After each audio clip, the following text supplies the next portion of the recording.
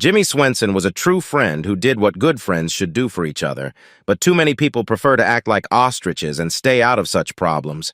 He called me and suggested we meet at a coffee shop after work that afternoon. Of course, I accepted his invitation, and as soon as we sat down at the table, he said, "Martin, good husband, used to being the last to know the news. Why should I ask you if you know about Rose Marie's boyfriend on the net?" Some coffee came into the tube, and I started coughing before I could answer. "No, not at all. It's a complete surprise to me. Do you know the details?" Jimmy continued, "I'm sorry, very sorry, but I think it's best to know these things and act as soon as possible.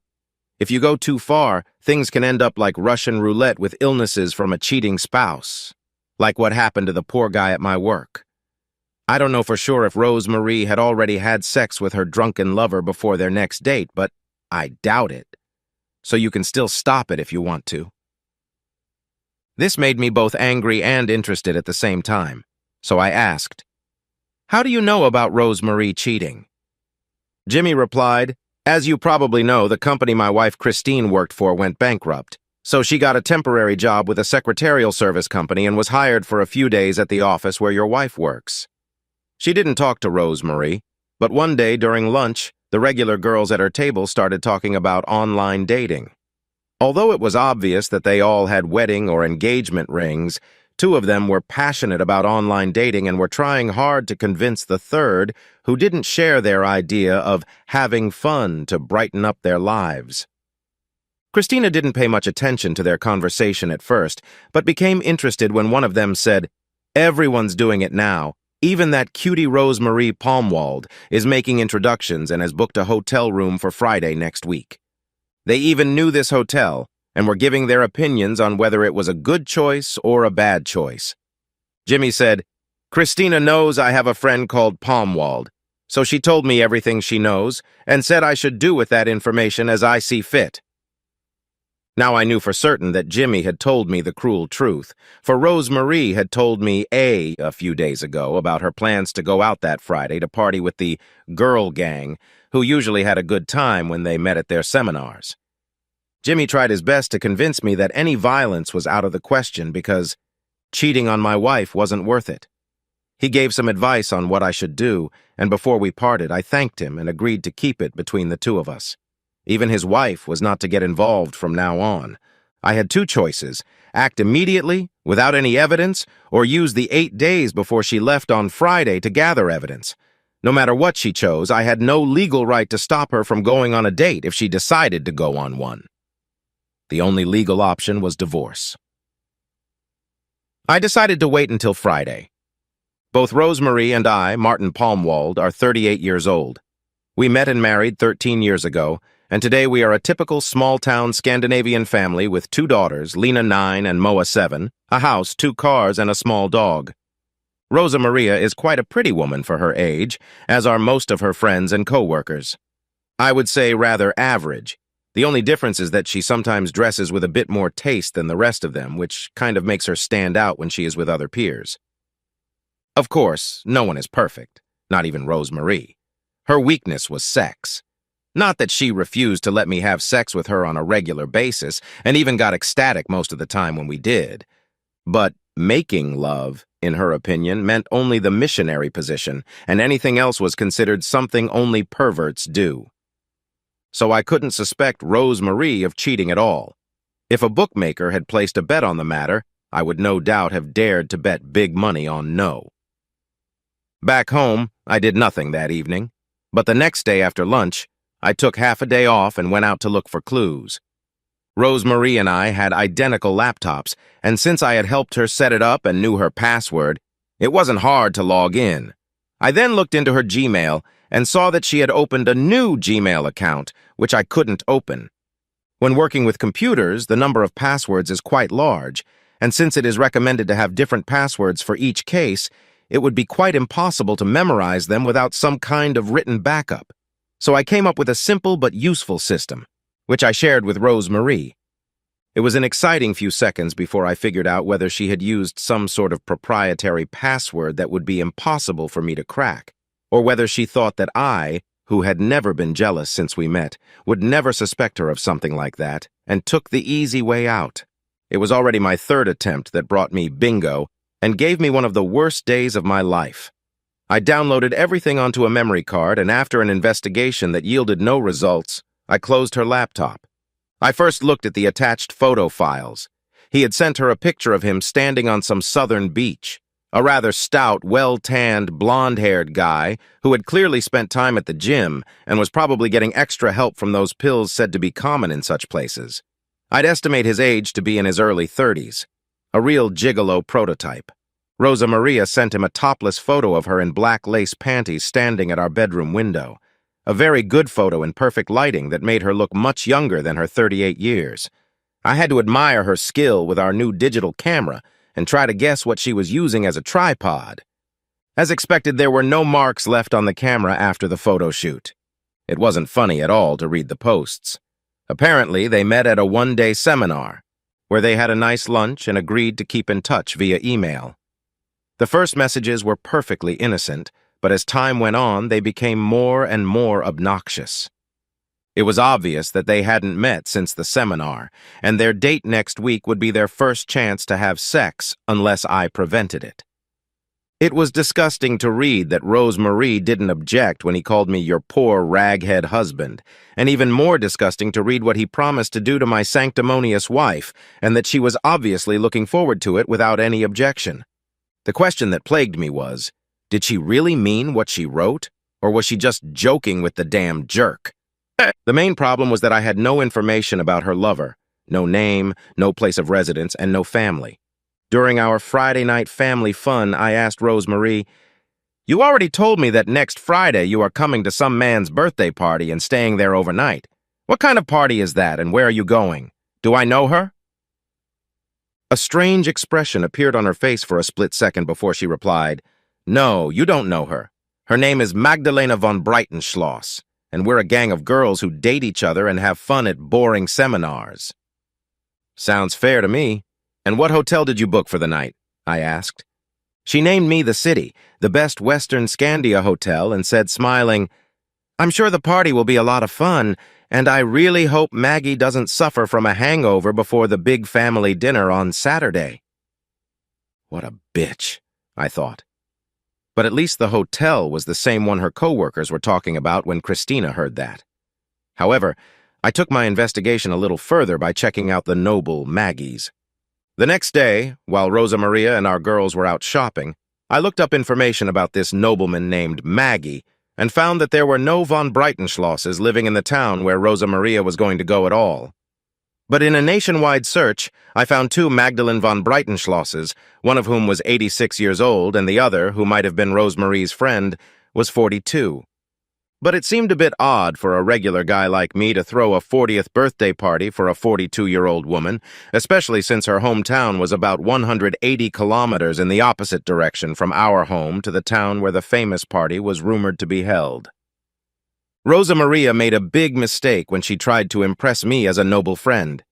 If she had chosen a name as common as Anna Johansson, there would have been plenty of them in the neighborhood where she intended to go on a date. Perhaps even a few people of the right age. Nothing happened until Sunday evening when I pretended I needed to get some work done after Rosa Maria went to bed.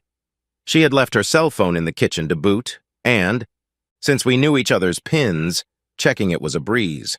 No strange photos, text, or voice messages, but lots of phone numbers unknown to me. After the initial search, only 2 numbers belonging to men unknown to me remained as targets for further investigation. I didn't need to know the name of Rose Marie's lover to get to the bottom of her cheating, but I could use the name to find his wife, if he had one. The first number was used by a girl who got her boyfriend's old iPhone when he got a new one from work. But the second number was Bingo, one Daniel Rodillo, who lives about 165 kilometers from the hotel where the meeting was held. This guy fit in perfectly with the setting. Rose Marie and him would have to travel almost the same distance to the rendezvous site. Now it was easy to find additional information about a guy with such an unusual last name. Self-employed as a counselor and lecturer making him good money, a wife of 32, a boy of 6 and a girl of 4, a house with fairly high taxes, and 2 cars. The asshole's wife needed to know her husband's intentions. It ended abruptly. My coworker happened to have a sister who lives in the same city and neighborhood as the Rodeo family, and she had no trouble finding where Daniel's wife Annie worked. I called Annie at her job, and we agreed on how to handle information about our spouses. I took Friday off, but got up at the usual time and went to the garage to call Annie on her cell phone to get an update on our activities. Rosemarie was very surprised to see me home, but accepted my explanation about the dentist later in the morning. After sending the kids off to school, she went to our bedroom to change for the trip and came back in a very nice outfit. I suggested she sit down to clear up some minor misunderstandings, to which she agreed after a little hesitation. My first question was, "There is no room reserved for you at the Scandia Hotel. Why?" "Because it was Melissa's job to book the rooms. Apparently she booked them in her name," she replied. "No, at least not at the Best Western Scandia. No such rooms are booked." She smiled at me and said, "That's okay. She got something cheaper to save money for us." Even I replied with a smile. "Sounds reasonable indeed. But I have another question because Magdalena von Breitenschloss does not live in this town. However, she does exist, but she lives about 350 kilometers away from this town, and can you tell me why she would travel that far to celebrate her 40th birthday, and do so more than 2 years after it actually happened?" Rosemarie looked at me for a second before saying, "Please forgive me for not telling you the truth. I am so ashamed of my lies. The truth is that our gang was hired to wait topless at a corporate party. It's an innocent event, and we girls will go elsewhere for our own party when the dancing starts at 10 o'clock. To avoid scandal, the catering company prefers to hire out-of-town waitresses. Only a fun and innocent experience for us, I can promise you." She wasn't bad, very smart, not bad to recognize a good lie like that in a second. Would I ever dare trust her? God only knows. But I replied, still smiling, "That sounds very plausible in regard to a very interesting company event. Yes, it really is." Rosemarie gave me a bright smile and asked, "Are we ready now, and I can drive to my exotic job?" I smiled back and looked her straight in the eye before asking, "Not really, my dear Rosemarie. I don't want you to go there at all, but since we both know that I have no legal means of stopping you, I can only ask you, please do me and our girls a big favor and don't do the stupid things you're going to do there?" She hesitated for a couple seconds before replying in a slightly annoyed voice, "I wish I could, but I promised to do it, and I have to keep my promises. It's just one day." I didn't even bother pretending to be polite and said, "Can I take it as an answer that your damn intentions for this night really mean more to you than the future of your family?" Now a concerned expression appeared on her face as she replied, "Why are you arguing? Many people have seen my breasts on various beaches without any objection from you. Is it really so damn different from sitting at a table for a couple hours among people who don't even know me? Your breasts can be seen on the internet, so there's no reason to worry about who sees them. But I didn't buy that stupid bullshit about waiting at a table, even though it was a damn good lie. Who would have known or even suspected you were such a skilled liar? I was talking about your real reason for going to spend the night in this hotel." Rosemarie is not stupid. Sighted and realized she was playing with a lot of fire and had very low odds because I obviously knew more than what had been said so far, so she gave up her deceptive intentions by saying, "This damn trip isn't worth further argument, and I'll skip it if it makes you happy. By the way, who says my boobs are visible on the internet? Thanks for skipping this stupid trip. You saved a bunch of gas and hopefully even increased your chances of saving our marriage because Daniel Rodillo isn't waiting for you in room 312 of the Best Western Scandia Hotel tonight. You should know that his wife Annie Rodillo and I are cooperating in this disgusting affair. Nice breasts, really," said I, and handed her a copy of her topless photo. She panicked and started screaming, "Lord, Lord in heaven, what have I done? Please forgive me. Please tell me you forgive me. I didn't mean to humiliate you or have some affair. It was just a one-time innocent affair. I love you, only you, and I will never do such a horrible, stupid thing again. Please believe me and forgive me." How can a poor weakling believe what a skillful liar like you tells him? May I assume that this is not your first infidelity? How many times before this? Never before, that's for sure. Today was both my first and my last crazy intention to have an affair online, as many of my friends have done. I don't think you're a wuss, and you never have been." She sobbed. I was starting to feel talkative enough and said, "That is this Daniel's impression of me. However, I have no right to demand of you what you don't want to do, and you are free to walk away from our marriage at any time. But if you want to stay married to the poor weakling for some strange reason, you must let him do to you all the things you promised Daniel. From now on, for 1 month, you must obey whatever this wimpy guy wants in the bedroom. For everything else, we will proceed as usual. The choice is yours, marriage or divorce." Rosa Maria replied, "I love you, and I want to stay with my family. I will obey and do whatever you want." "Good. Let's go to the bedroom where you can give the poor weakling everything that your lover Daniel will be deprived of tonight." "Jesus Christ, do you really know everything?" She looked away. "No, not at all, but Annie didn't like you suggesting it to her husband. I said it because there would be nothing wrong if she thought it was Daniel's wife who had found out their secrets.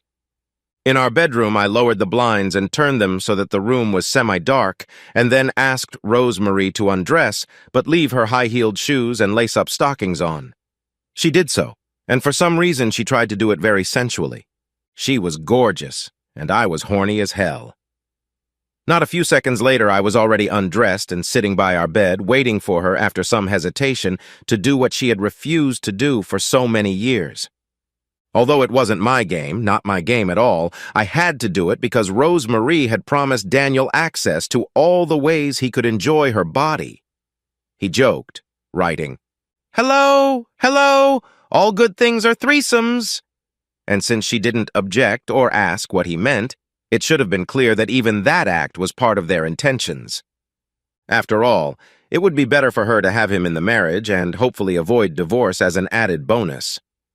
After a quick shower, it was time to get back into the action. There was no hurry, so we let dinner run its course and spent the remaining time dealing with some chores around the house until our girls returned from school. Rosemarie obeyed me without objection in anything she was asked to do in the bedroom for the entire week after the attempted cheating. For a number of reasons, after the first weekend, I did not do anything inappropriate with her on weekday evenings. Only a missionary quickie on Wednesday nights. The following Friday night, when our daughters were already asleep after having a very good time during our Friday night family fun, Rosemarie offered to drink wine, eat crackers, and even talk a little, to which I agreed. Although I was still humiliated by her failed attempt at deception, I knew for a fact that we had a happy family and I could never find a better wife than Rosemarie. I'd be a real fool if I didn't forgive her that very evening before we went to bed. After small talk about pressing matters, she asked with a serious look, "What about the future? Have you thought about it?" "Yes, I have, and I really want to have a good relationship with an honest and faithful, loving wife, because I'm sick of this whore game you and I are playing so far," I replied. She turned pale and stammered, "Are you going to leave me?" "Never in my life if you become the loving wife I want. Please give me a second chance, and I promise to do everything in my power to become that good, loving wife," she replied with surprise. "Sounds good. Let's put all the old ghosts aside and start a new phase in our marriage. We can do it right now if you don't mind," said I to my surprised wife. Then she hugged me and kissed me for a long time before asking, "Yes, I don't mind, and can I expect you to be a faithful and loving husband?" "I will be," said I, smiling.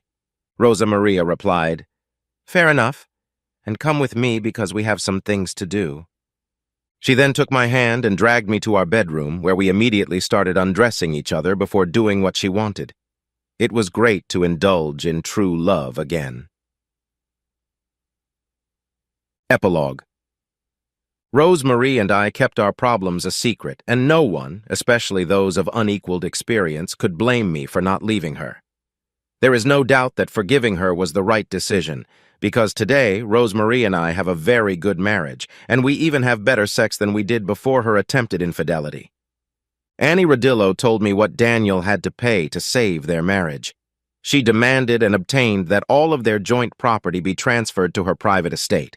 If Daniel does anything stupid in the future, he will be kicked out unconditionally, but as long as he remains a good guy, Annie told me, she will be a very good, loving wife.